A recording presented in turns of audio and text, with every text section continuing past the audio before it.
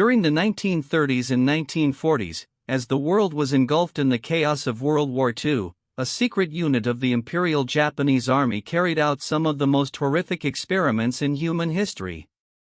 Known as Unit 731, this covert biological and chemical warfare research program was responsible for unspeakable atrocities.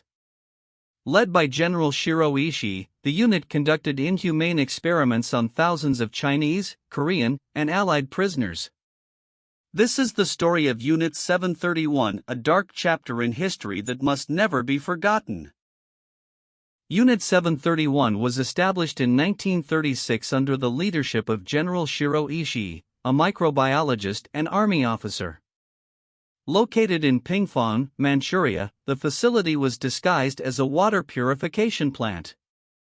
In reality, it was a hub for biological warfare research, where scientists conducted experiments on living human subjects, referred to as logs or maryuta, a dehumanizing term meaning wooden logs. The experiments conducted at Unit 731 were beyond comprehension. Prisoners were subjected to vivisection, surgical procedures without anesthesia, to study the effects of diseases and injuries. Others were exposed to deadly pathogens, such as bubonic plague, cholera, and anthrax, to develop biological weapons. Frostbite experiments were conducted by exposing limbs to freezing temperatures, and limbs were amputated to study the effects of gangrene. Unit 731 also tested its biological weapons on civilian populations.